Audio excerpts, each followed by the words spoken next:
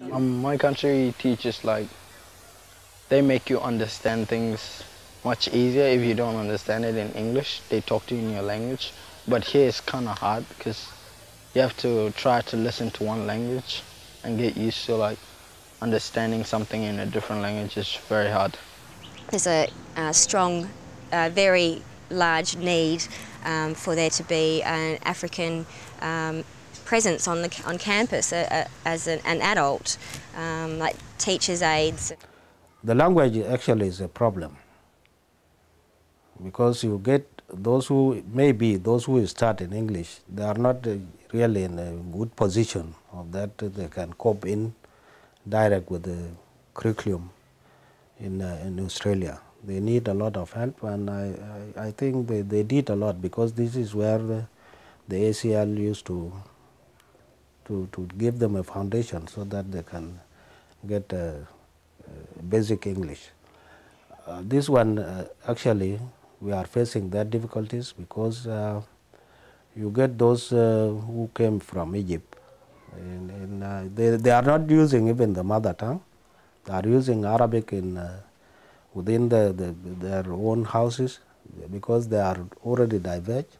Even they don't cope in now with the others from Eastern Africa because of language.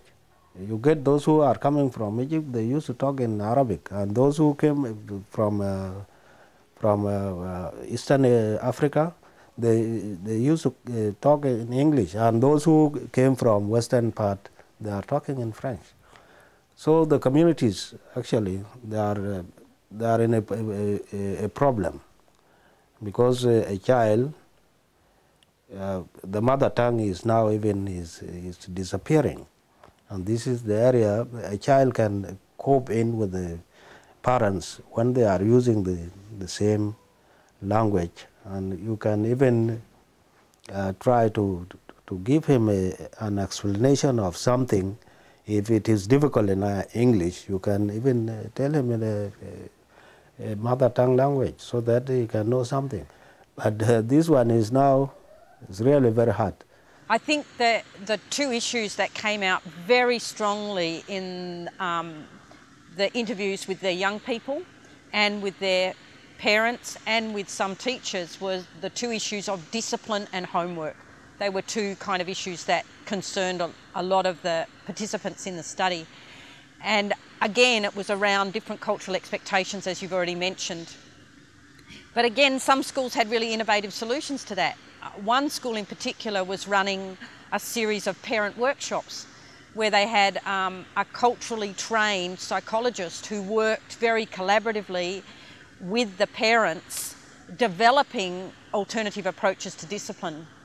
Because the parents told us that they were told when they arrived in Australia that if they used the physical punishment that was a norm for them in their culture in Australia, that they could be put in jail.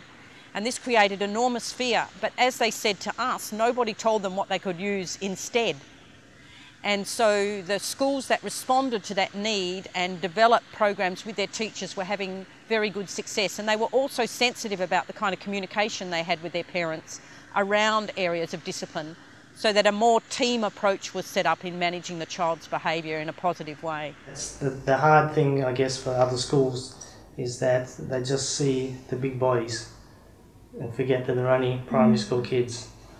And that's what we have learnt, from a long time ago, that they're primary school kids. Forget about the size, forget about the age, and they're primary school kids. And at the same time, while they're primary school kids, they're taking on an adult responsibility, in some cases helping their parents, helping interpret for their parents and showing their parents around. So.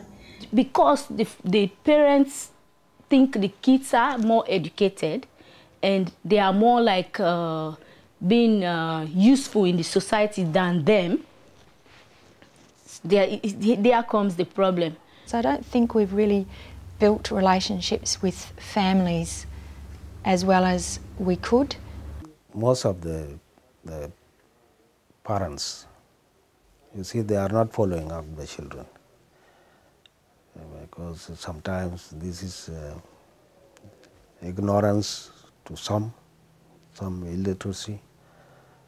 They have effect, but we should pull them, because you can get a child is absent, is misbehaving. The school can write a letter, send it, but nobody will respond for it, because maybe it's not being understood, maybe ignorance. But if we commit, even though the community, even though we have some members, so that they can address any problem of a child and they can be monitored, that will be good. So we are helping those single mothers, single parents. We just join hands so that we push them. They should have like a day for only the ESL students, for their parents to come and get an interpreter to interpret what they're saying and stuff, so they can understand more. Yeah, because now my mom, when I tell her there's a parent night information, she wouldn't go. She's like, what am I going to do there? I'm not going to understand anything. So, she'd rather go to my brothers in primary schools to go to their parents' information night than mine. Because they'll, like in primary school, they provide more and more support. Well, a lot of ours comes with there's a problem with the kid or the student, then we go out to the household and then start talking to the family and then find out what issues they've got and then can introduce them to the different services. However, we did have a parent night in the school where we invited only parents to come, and we set them up in different language groups with interpreters, and we had a whole bunch of questions that we put to them and we wanted them to give us answers, and we collated the information and we know what the parents want. Sometimes it's really good for us who are educated to be the voice for those who are not educated in our communities. We need to join forces.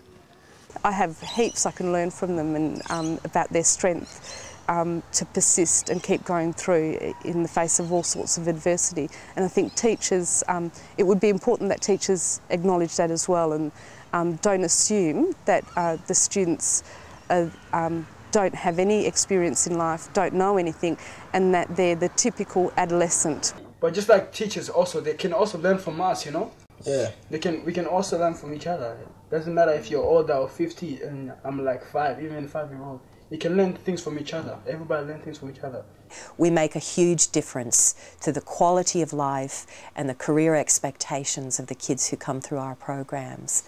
I can't emphasize that enough, The kids really benefit, and I know that from the kids who come back, from where they end up, and their general predisposition when they're here, okay? So I think we do a fabulous job.